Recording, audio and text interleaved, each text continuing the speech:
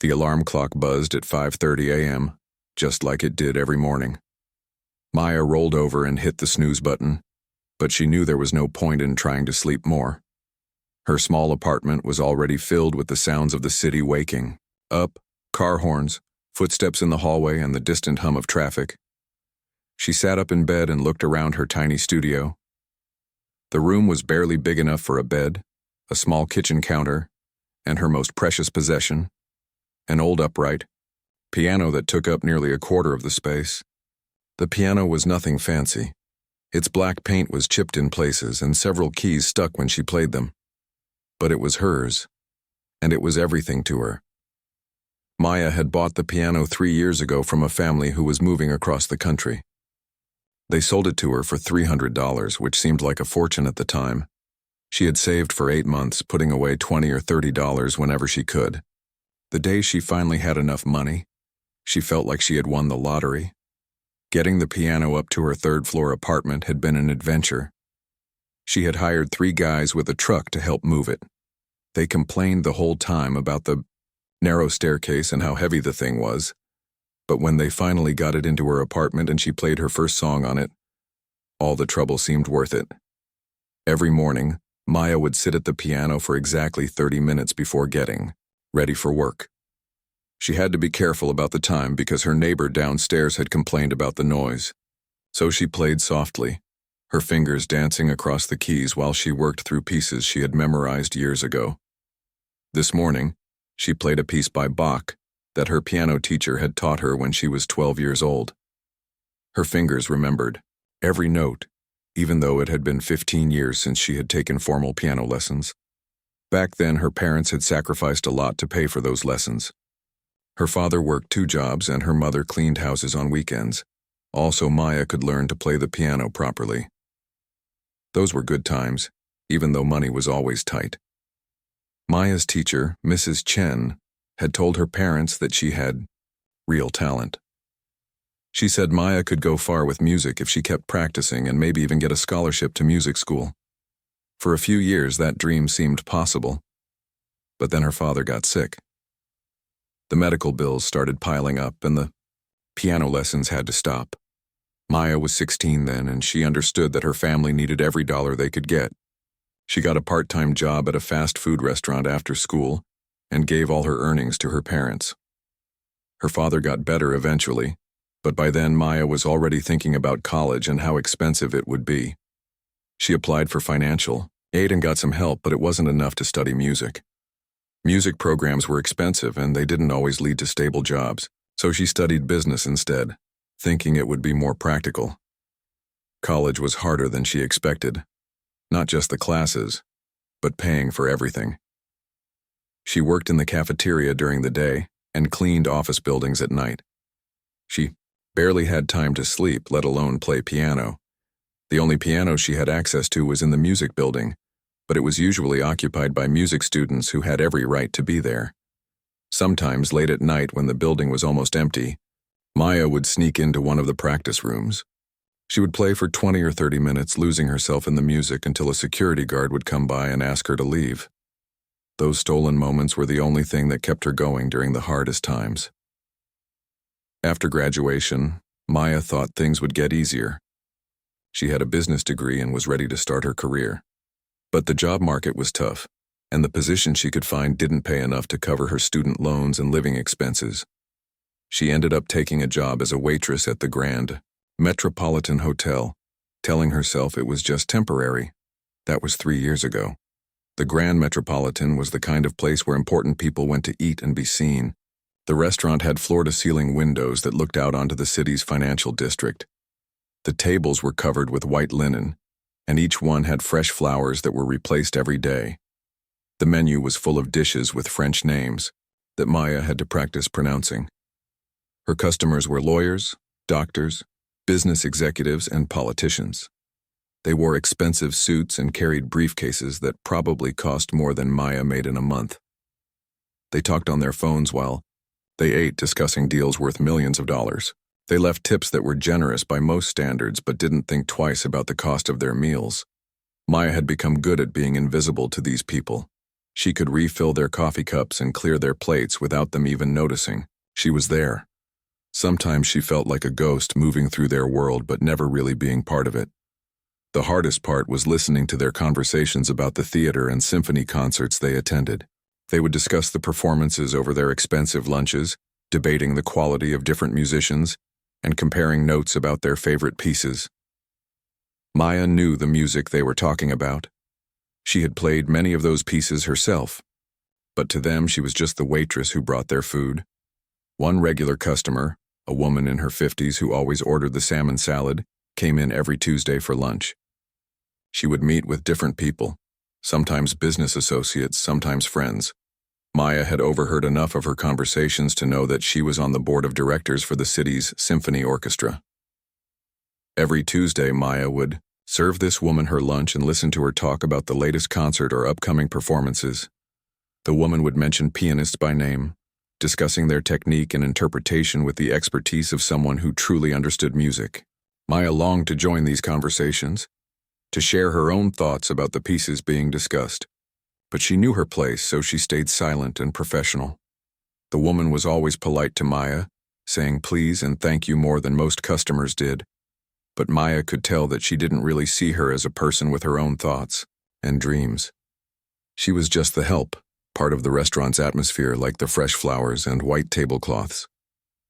After work each day, Maya would go home to her small apartment and sit at her piano. This was her real life, the life that mattered to her. She would play for hours, working through pieces that challenged her and brought her joy. The piano was where she could be herself, where her dreams still felt possible. Her repertoire was impressive for someone who hadn't had formal training in years. She knew pieces by Bach, Beethoven, Chopin, and Debussy. She had taught herself new pieces by watching videos online and studying sheet music she found at the library. Her technique wasn't perfect.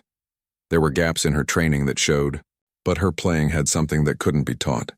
It had emotion and honesty that came from years of struggle and sacrifice. Sometimes Maya would close her eyes while she played and imagine herself on stage. She would picture an audience listening intently to her performance, moved by the music she was creating. In these daydreams, her talent was recognized and celebrated. People knew her name and came specifically to hear her play. But when she opened her eyes, she was back in her tiny apartment with the chipped piano and the neighbors who complained about the noise. The bills were still piled on her small table, and her work uniform was hanging in the closet, ready for another day of being invisible. Maya's mother called every Sunday to check on her. These conversations were always difficult because Maya didn't want to worry her family, but she also couldn't pretend that everything was fine. Her mother would ask about her job and whether she was happy, and Maya would give vague answers that weren't exactly lies but weren't the whole truth either. Her mother had been sick recently, and the medical bills were piling up again. Maya sent what money she could, but it never seemed like enough. Sometimes she wondered if she should have made different choices, if she should have found a way to pursue music even when it seemed impossible. But regret was a luxury she couldn't afford. Every morning she got up and went to work. She served coffee and lunch to people who lived in a world she could only dream about. And every evening she came home and played piano, keeping her dreams alive, one song at a time. The piano was more than just an instrument to Maya. It was her connection to the person she used to be and the person she still hoped to become. When she played, she wasn't a waitress struggling to pay bills. She was a musician, an artist, someone with something important to say. Late at night, when the city finally got quiet, Maya would play her favorite pieces. Her neighbors had long since gone to bed so she could play with more feeling, letting the music fill her small apartment and her heart. These were the moments when she felt most like herself, when the distance between her dreams and her reality seemed smallest. Tomorrow would bring another day of work, another day of being invisible to people who lived the life she wanted. But tonight she had her music, and that was enough to keep her going. The Grand Metropolitan Hotel was buzzing with activity that Friday morning. Maya arrived for her shift to find the entire staff in a state of controlled chaos. The hotel was preparing for its annual charity gala that evening, and everyone was working overtime to make sure everything would be perfect. Maya had heard about the gala before, but she had never worked during one. The event was always held on a Friday night when she wasn't scheduled to work. From what she understood, it was the social event of the year for the city's wealthy elite. Tickets cost $1,000 each, and the money raised went to support local children's hospitals. The restaurant where Maya normally worked had been transformed. All the regular tables had been removed and replaced with round tables decorated with elegant centerpieces. The lighting had been adjusted to create a more formal atmosphere, and a small stage had been set up at one end of the room where a piano sat, waiting for the evening's entertainment. Maya's manager, Roberto, had asked her to work an extra shift to help with the preparations. The pay was good, time and a half plus tips, and Maya needed the money. Her mother's latest medical bill had arrived that week, and it was bigger than expected. As Maya helped arrange flowers and polish silverware, she couldn't help but feel excited about seeing how the other half lived. She had served these people lunch many times, but she had never seen them in their full glory, dressed up for a night out. The guest list was impressive. Maya had seen it earlier when Roberto was going over the seating arrangements. There were judges, city council members, business leaders, and celebrities. The mayor was coming, along with his wife, who was known for her work with various charities. The CEO of the city's largest bank would be there, as would several prominent doctors and lawyers. What Maya found most interesting was that many of her regular customers would be attending. The woman who ordered salmon salad every Tuesday would be there, probably wearing an expensive gown instead of her usual business suit. The businessman who always left exactly a 15% tip would be at table 12. The couple who discussed their vacation home in France every time they came in would be sitting near the stage. As the afternoon wore on, Maya watched the hotel staff transform the space into something magical. The florists brought in arrangements that were works of art in themselves. The lighting crew adjusted every bulb to create the perfect ambiance. The catering staff prepared food that looked too beautiful to eat. Maya had never seen so much money and effort put into a single evening. The flowers alone probably cost more than she made in a month. The wine being delivered was the kind that she had only heard about in movies. Everything was designed to impress people who were already used to the best of everything.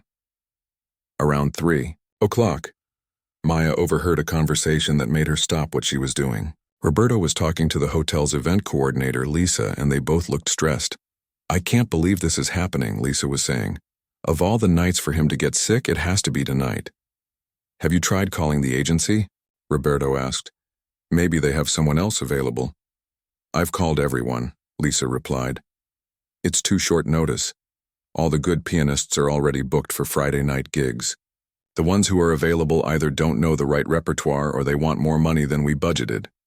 Maya realized they were talking about the pianist who was supposed to perform at the gala. She moved closer, pretending to arrange napkins, while she listened.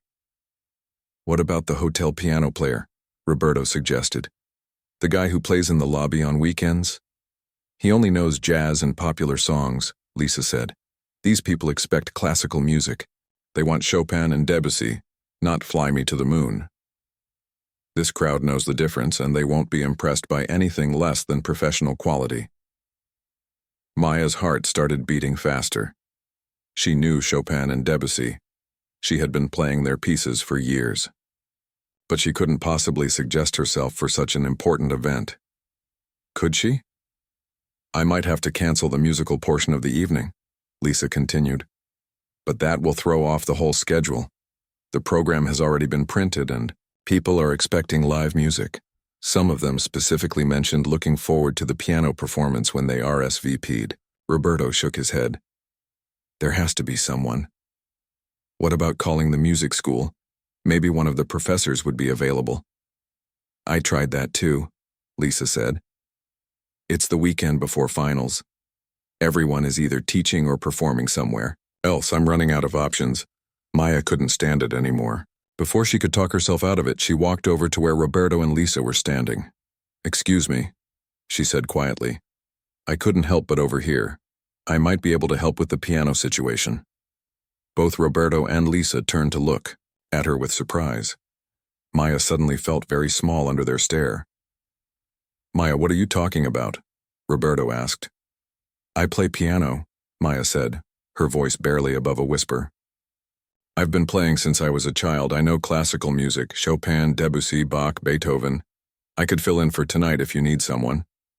Lisa looked skeptical. Maya, this isn't like playing piano at a coffee shop. This is a very sophisticated audience. These people know good music when they hear it. I understand, Maya said, but I'm classically trained. I might not have a music degree, but I've been playing seriously for most of my life. I could play some pieces for you right now, if you want to hear what I can do. Roberto and Lisa exchanged a look. Maya could tell they were desperate, but they were also worried about taking a chance on someone who had no professional experience with this kind of event. I don't know, Lisa said. What would you wear? This is a formal event. The guests expect a certain level of presentation. I have a black dress, Maya lied. She actually had a black skirt and a black blouse that she could probably make work together, but it wasn't anything like what a professional pianist would wear to such an event. And what about payment? Roberto asked.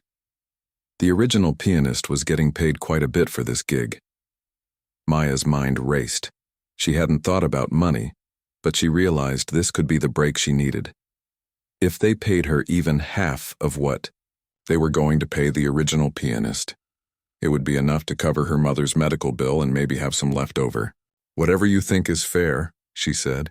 I just want to help. Lisa sighed and looked at her watch.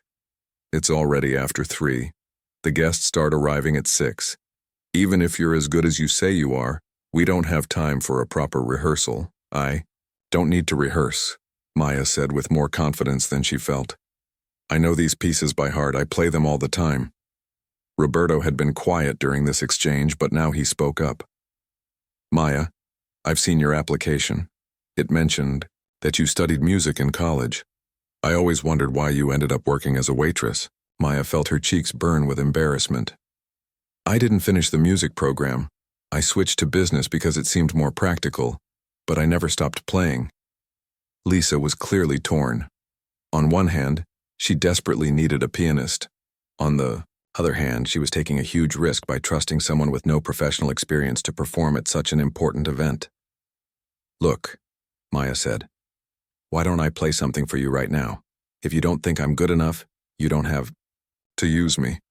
But if you think I can do it, I promise I won't let you down. Lisa looked at the piano on the stage, then back at Maya.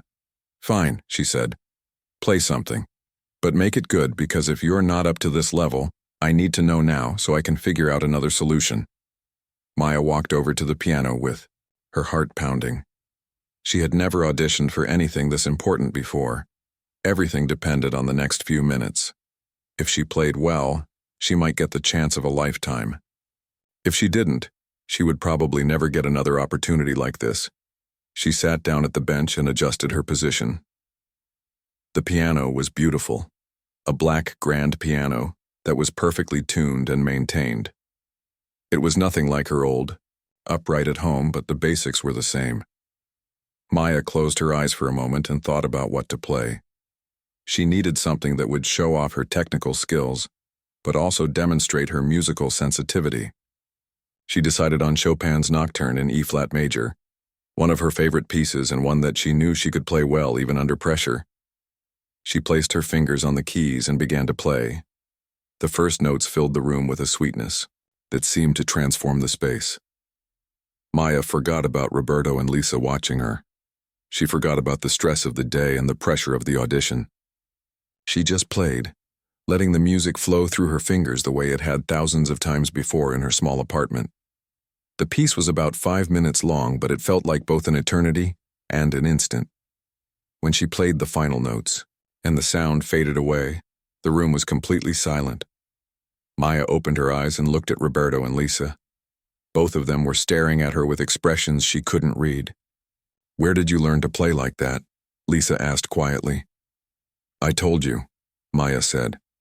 I've been playing since I was a child. Music has always been the most important thing in my life. Roberto shook his head in amazement. Maya, I had no idea. You've been working here for 3 years and I never knew you had this kind of talent. The rest of Maya's shift passed in a blur of nervous energy and excited anticipation. She tried to focus on her regular duties, setting tables, polishing glasses, and helping with the final preparations. But her mind kept wandering to the evening ahead. Every time she walked past the piano, her stomach did a little flip. At 4 o'clock, Maya was given permission to leave early so she could go home and get ready. She had never been so nervous about getting dressed in her entire life. The black skirt and blouse she had mentioned to Lisa suddenly seemed completely inadequate for such an important event. Maya stood in front of her tiny closet, looking at her limited options. The black skirt was nice enough. She had bought it for job interviews a few years ago, but it was nothing special. The black blouse was plain and professional, but it didn't have the elegance that a pianist at a formal gala should have. She tried on the outfit and looked at herself in the small mirror next to her bathroom. It would have to do. She didn't have time to go shopping, and even if she did, she couldn't afford to buy a new dress. Besides, she told herself, people would be listening to her music, not judging her outfit. Maya spent extra time on her hair and makeup, trying to look as polished as possible. She pulled her dark hair back into an elegant bun and applied makeup more carefully than she usually did. When she was finished, she looked professional, even if she didn't look like she belonged in the same room as people who spent thousands of dollars on charity gala tickets. The trip back to the hotel felt longer than usual. Maya took the bus, as she always did, but tonight the ride seemed to take forever. She kept checking her phone to make sure she wouldn't be late. Lisa had been very clear about being there by 5 o'clock for the sound check. When Maya arrived at the hotel, she was amazed by the transformation that had taken place in just a few hours. The lobby was filled with flower arrangements that were even more elaborate than what she had seen earlier. Staff members in formal uniforms were making final preparations, and there was an energy in the air that made everything feel important and exciting. Maya made her way to the restaurant, which had been completely transformed into an elegant ballroom. The lighting was soft and warm, casting everything in a golden glow. The tables were set with china and crystal that sparkled under the chandeliers. The stage where she would be performing looked much more intimidating now that it was fully set up with proper lighting. Lisa was waiting for her near the piano, looking harried but relieved to see Maya arrive on time. "Good, you're here," Lisa said. "How are you feeling? Nervous?" "Terrified," Maya admitted, but also excited. "That's normal," Lisa said. "Even professional performers get nervous before big events. Let's do a quick sound check to make sure everything is working properly." Maya sat down at the piano bench and tried to calm her nerves. The instrument was even more beautiful than she had realized earlier. The keys felt perfect under her fingers, responsive and smooth. She played a few scales to warm up, and the sound filled the room with rich, clear tones. "That sounds great," Lisa said. "The acoustics in here are excellent. You shouldn't have any trouble being heard, even when the room is full of people talking." Maya played through the opening of one of the pieces she planned to perform that evening. Everything sounded perfect. The piano was in tune, the volume was right, and she felt comfortable with the setup. "Perfect," Lisa said. "Now, let me go over the schedule with you. Cocktails start at 6:30 and dinner is served at 7:30. I'd like you to start playing around 7 o'clock during the last part of the cocktail hour. Play for about 20 minutes, then take a break while people are being seated for dinner." Maya nodded, making mental notes about the timing. "Then," Lisa continued, "start playing again once everyone is seated and the first course is being served. Play throughout dinner, but keep it soft enough that people can have conversations. Take another break during the speeches, that'll be around 9 o'clock, and then play for another 20 minutes or so during dessert and coffee." "What about requests?" Maya asked. "Should I be prepared for people to ask for specific songs?" Lisa shook her head. "This isn't that kind of event. Stick to your planned repertoire. These people want background music, not a concert. They want to feel sophisticated and cultured, but they don't want the music to dominate the evening." Maya understood. She had chosen her pieces carefully, focusing on beautiful melodies that were recognizable but not overwhelming. Chopin nocturnes, Debussy's impressionistic pieces, some Bach that was elegant but not too complex. Music that would enhance the atmosphere without demanding too much attention. "One more thing," Lisa said. "If anything goes wrong, if you forget a piece or make a mistake, just keep going. These people probably won't notice small errors, and Even if they do, they'll forgive them as long as you stay confident and keep playing. As Lisa walked away to check on other preparations, Maya remained at the piano. She played through some of her planned pieces quietly, getting comfortable with the instrument and the acoustics. The sound was so much richer and more beautiful than what she was used to at home. Every note was clear and resonant, and she could feel the music filling the large space in a way that made her feel powerful and important. At 6 o'clock, the staff began their final preparations. Maya watched from the stage as waiters put finishing touches on the table settings and bartenders stocked the bar with expensive liquor. Everyone moved with the efficient professionalism that came from years of experience with high-end events. Maya tried to stay calm, but as 6:30 approached, her nervousness increased. Soon, the room would be filled with the most important people in the city, and she would be responsible for providing the musical backdrop to their evening. At exactly 6:30, the first guests began to arrive. Maya watched from her position at the piano as people dressed in elegant evening wear made their way into the ballroom. The women wore gowns that probably cost more than Maya's monthly rent, and the men looked distinguished in their tailored tuxedos.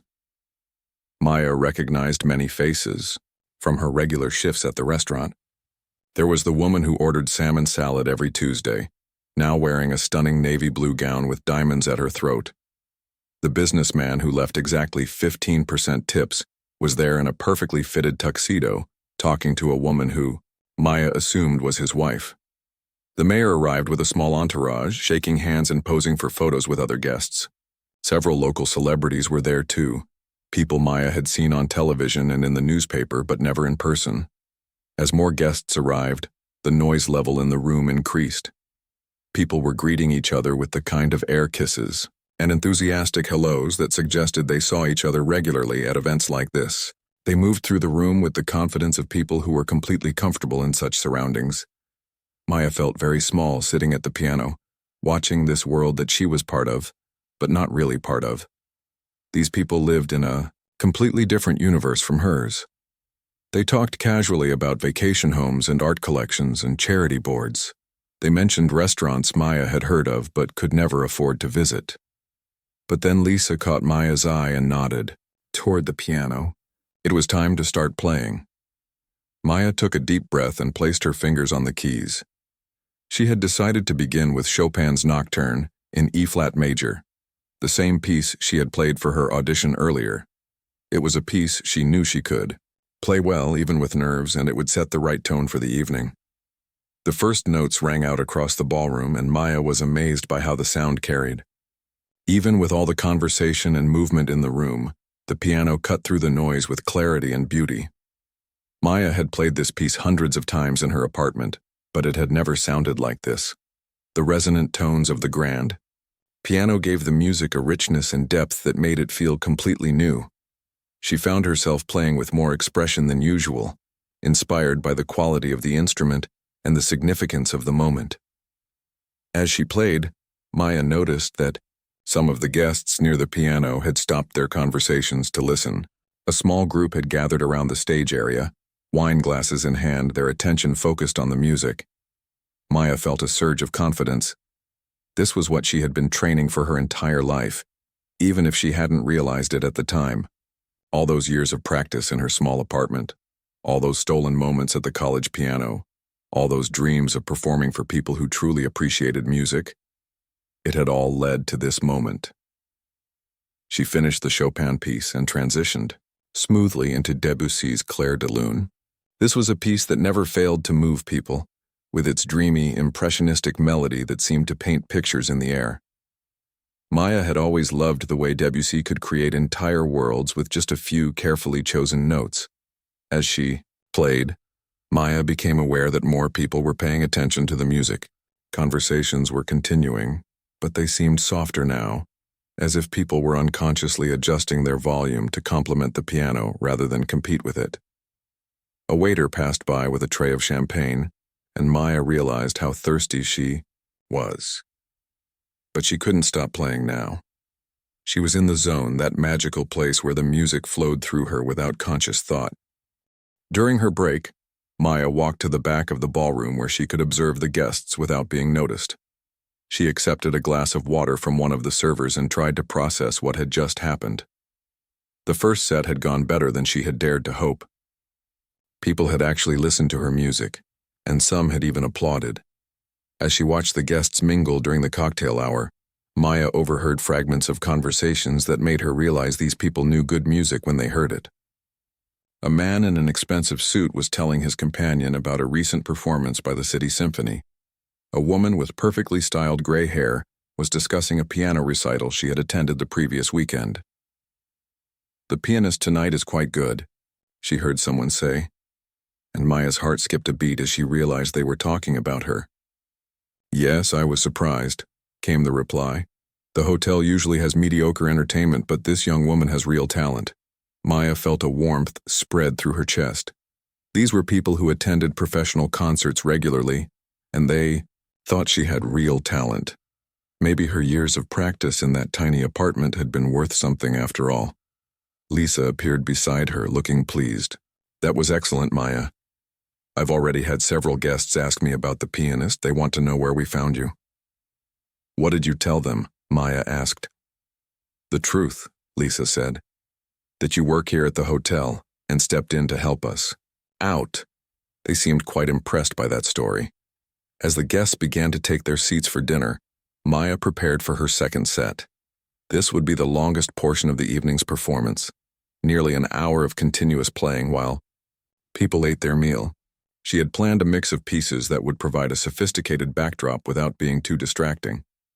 Maya returned to the piano as the waiters began serving the first course. The room had a different energy now, more intimate and focused. The lighting had been dimmed slightly, and the conversations were quieter as people settled in for dinner. She began with another Chopin piece, this one a waltz that was both beautiful and familiar.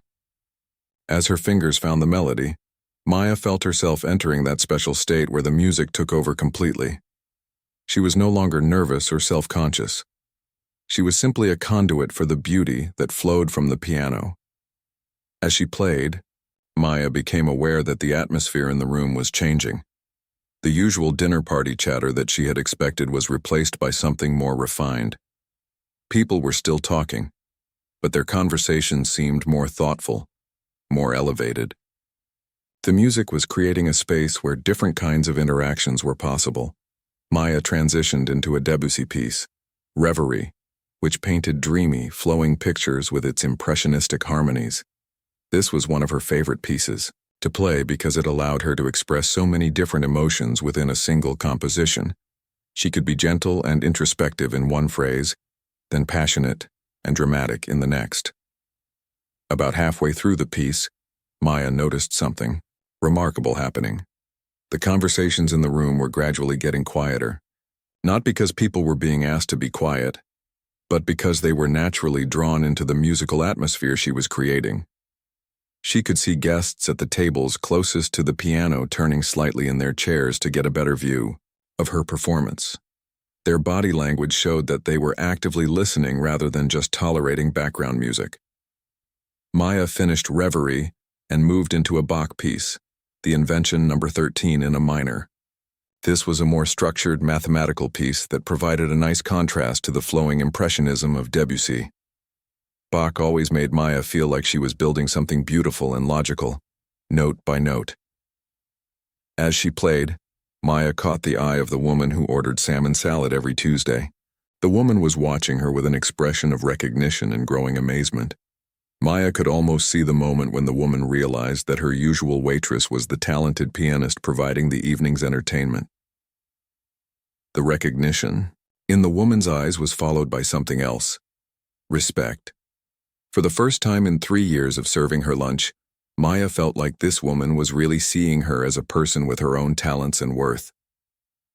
Maya continued through her repertoire, playing pieces by Chopin, Debussy, and Bach, with increasing confidence. Each piece seemed to build on the energy of the previous one, creating a musical journey that took the entire room along with her. She played Chopin's Nocturne in D-flat major, a piece that always reminded her of moonlight and quiet contemplation. The melody was so beautiful that it seemed to silence even the most dedicated conversationalists. Maya could feel the attention of the room focusing on her performance in a way that was both thrilling and humbling. As she moved into the middle section of the nocturne, Maya realized that something special was happening. This wasn't just dinner music anymore. This was becoming a real performance, the kind where the audience and the performer create something magical together. The servers had noticed it too. Maya could see them moving more quietly, being extra careful not to disrupt the musical atmosphere. Even the kitchen staff seemed to be working more quietly, as if they understood that something important was happening in the dining room. Maya finished the nocturne and paused for just a moment before beginning her next piece. In that brief silence, she could hear that the room had become remarkably quiet. The usual clinking of silverware and murmur of conversation had been replaced by an attentive hush. She began Debussy's The Girl with the Flaxen Hair, a piece that told a story through its gentle, flowing melody. As she played, Maya felt like she was painting a picture for the audience, creating images and emotions that existed only in the space between the piano and their hearts. The piece was technically challenging in its simplicity. It required perfect control of tone and timing to make the melody sing without overwhelming it with too much technique. Maya had practiced this piece hundreds of times, but tonight it felt different. Tonight, she wasn't just playing for herself. In her small apartment, she was sharing this beautiful music with people who could truly appreciate it. As she played, Maya noticed that the mayor had stopped eating and was watching her performance with obvious admiration. Several other prominent guests had also put down their forks and were giving her their full attention. Maya finished The Girl with the Flaxen Hair and moved into another Chopin piece, the Minute Waltz. This was a more technical piece that would showcase her skills while still maintaining the elegant atmosphere of the evening. The rapid passages required precise finger work, but Maya had practiced them so many times that they felt natural and effortless. As she played the challenging runs and arpeggios, Maya could sense the audience's appreciation for her technical ability. These were people who had heard professional pianists many times, and they recognized skill when they heard it. But more than just technical ability, Maya was pouring her heart into every note. Years of struggle, years of dreaming, years of practicing alone in her apartment, all of it was flowing through her fingers into the music. The emotions she had never been able to express in her daily life were finally finding their voice through the piano. Maya played a gentle Bach invention, then returned to Debussy with Arabesque No. 1. This piece allowed her to show her ability to create different textures and colors with the piano, moving from delicate filigree passages to more robust, passionate sections. As she played, Maya became aware that the energy in the room had shifted completely. What had started as dinner music had become the main event of the evening. People were no longer just eating and talking with piano music in the background. They were dining while experiencing a live musical performance. The transformation wasn't just in the audience, it was in Maya herself. With each piece, she felt more confident, more authentic, more like the musician she had always known she could be. The fear and nervousness that had consumed her earlier in the evening had been replaced by a sense of purpose and joy.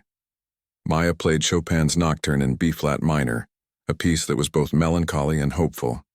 As she worked through the complex emotions of the piece, she felt like she was telling her own story.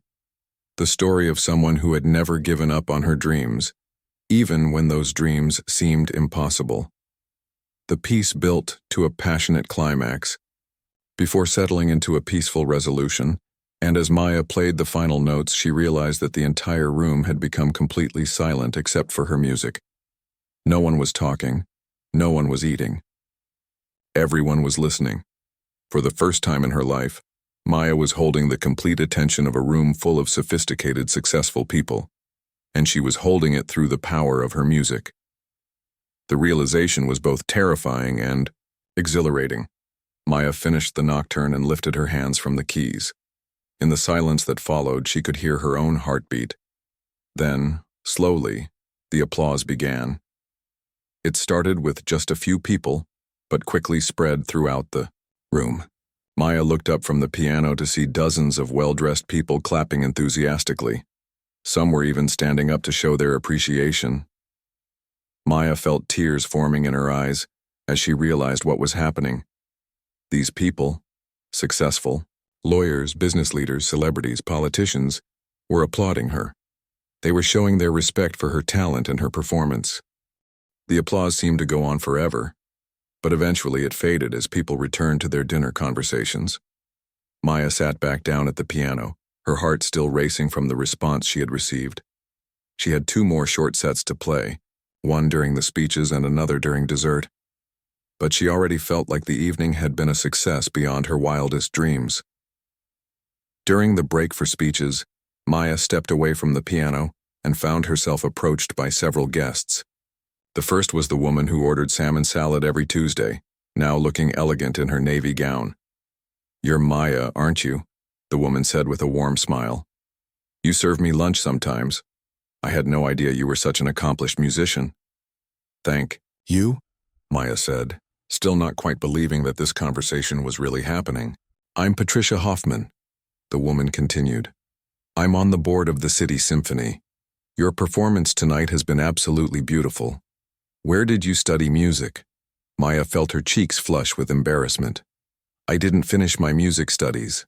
I had to switch majors for financial reasons." Patricia's expression softened with understanding. "I see. Well, talent like yours can't be taught in school anyway. It comes from something much deeper." Before Maya could respond, another guest joined their conversation. It was Dr. Williams, a prominent physician who often ate lunch at the hotel with other doctors. "Excuse me for interrupting," Dr. Williams said, "but I wanted to tell you how much I'm enjoying your performance. My wife and I attend the symphony regularly, and your playing is absolutely professional quality." "Thank you so much," Maya said, feeling overwhelmed by the positive response. "Have you considered pursuing music professionally?" Dr. Williams asked, "because you certainly have the talent for it." Maya didn't know how to answer that question. Of course she had considered it. It was all she had ever really wanted to do. But pursuing music professionally required opportunities and connections that she had never had access to. "I think about it sometimes," she said carefully. Patricia and Dr. Williams exchanged a meaningful look, and Maya sensed that something important was happening in this conversation. "We should talk more after your performance," Patricia said. "I think there might be some opportunities you'd be interested in hearing about."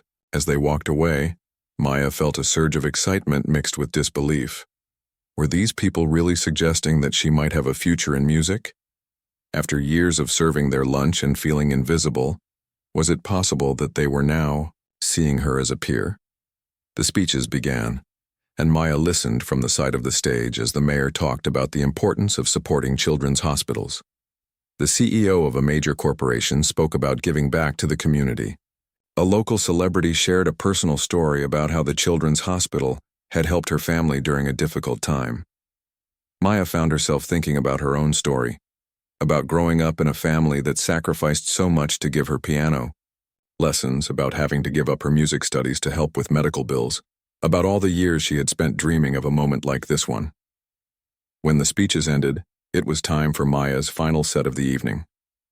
She would play during dessert and coffee, providing a gentle conclusion to the musical portion of the gala. Maya returned to the piano with a different feeling than she had started with. The nervousness was completely gone, replaced by a deep sense of confidence and purpose. She had proven to herself and to everyone in the room that she belonged here. She began her final set with Debussy's Clair de Lune, the piece that had always been one of her favorites.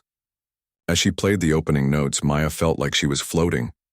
The music seemed to flow through her effortlessly, carrying with it all the emotions of the evening. The room had a dreamy, satisfied atmosphere as people enjoyed their desserts and the final portion of Maya's performance. But Maya could sense that the audience was still very much engaged with her music. Even during this quieter, more relaxed portion of the evening, people were listening attentively. Maya moved through several more pieces, a gentle Bach invention, another Chopin nocturne, and a beautiful Debussy arabesque. Each piece felt like a gift she was giving to the audience, and they received each one with obvious appreciation. As Maya played what she intended to be her final piece of the evening, Chopin's Nocturne in E-flat major, the same piece she had started with She noticed that something was happening in the room. People were putting down their coffee cups and dessert spoons. Conversations were stopping. Everyone was turning to face the piano. Maya realized that her performance had become something much more significant than dinner music. These people were treating her like a real concert pianist, giving her the kind of attention and respect usually reserved for professional performers. The nocturne built to its beautiful climax, and as Maya played the final, gentle notes, the room fell into complete silence. She lifted her hands from the keys and looked out at the audience, not sure what to expect. Then something magical happened. One person began to applaud, then another, then another. But instead of the polite applause she had received earlier, this was something much more powerful. People weren't just clapping, they were standing up. Maya watched in amazement as one by one the entire room rose to their feet. The mayor was standing and applauding. Patricia Hoffman was standing and applauding. Dr. Williams and his wife were standing and applauding. Every single person in the ballroom was on their feet, showing their appreciation for Maya's performance. The applause was thunderous, echoing off the high ceilings and crystal chandeliers. Maya had never heard anything like it in her life. This wasn't just polite appreciation. This was genuine enthusiasm and respect from people who knew quality when they heard it. Maya stood up from the piano bench, tears streaming down her face. She had dreamed of moments like this for so many years, but the reality was even more powerful than anything she had imagined. The applause seemed to go on forever, washing over her like a wave of validation and recognition. As the standing ovation continued, Maya caught sight of Roberto, her manager, standing near the back of the room. He was applauding too, with a huge smile on his face and obvious pride in his eyes. Even the hotel staff members who were visible around the edges of the room were clapping enthusiastically. Finally, the applause began to fade, and people started to return to their seats. But the energy in the room remained electric. Maya could see people talking excitedly to each other, clearly moved by what they had just experienced. As Maya began to pack up her music, she was approached by a steady stream of guests who wanted to congratulate her and tell her how much they had enjoyed her performance. Each conversation filled her with more confidence and hope for the future. Patricia Hoffman returned with Dr. Williams and several other people Maya didn't recognize. "Maya," Patricia said, "I'd like you to meet some friends of mine. This is James Chen, he's the director of the Steinberg Music Foundation. And this is Dr. Rebecca Torres. She runs the scholarship program at the conservatory." Maya shook hands with each person, barely able to believe what was happening. "We've been talking during the evening," James Chen said, "and we're all very impressed with your talent. We'd like to discuss some opportunities with you." "What kind of opportunities?" Maya asked. "Well," Dr. Torres said, "the conservatory has a program for adult students who want to complete their musical education. We offer full scholarships for students with exceptional talent who have faced financial hardships." Maya's heart started racing. "Are you saying what I think you're saying?" "We're saying we'd like to offer you a full scholarship to complete your music degree," Patricia said. "James's foundation would sponsor your living expenses, and I know several people who would be interested in having you perform at private events while you're studying." Maya felt like she might faint. After years of struggle, after years of dreaming, these people were offering her everything she had ever wanted. "There's one more thing," Dr. Williams added. "My wife and I have been looking for someone to give piano lessons to our daughter. She's been studying with a teacher who's moving away, and we need someone with real talent and passion for music. The position pays very well, and it would give you additional income while you're completing your studies." Maya looked around at all these successful, sophisticated people who were suddenly treating her like an equal, offering her opportunities that could change her entire life. A few hours ago, she had been invisible to them. Now they were seeing her as someone with value and potential. "I don't know what to say," Maya said, her voice shaking with emotion. "Say yes," Patricia said with a smile. "Talent like yours shouldn't be wasted serving coffee. You belong on stage, sharing your gift with the world." As the evening wound down and guests began to leave, Maya found herself surrounded by business, cards and contact information. People wanted to hire her for private parties, recommend her to friends, and connect her with other musicians and opportunities. Roberto approached her as she was gathering her things. "Maya," he said, "I owe you an apology. I've had you working as a waitress for 3 years, and I had no idea what kind of talent you had. If you decide to pursue these music opportunities, you'll always have a job here at the hotel. But I have a feeling you're going to be too busy performing to need it."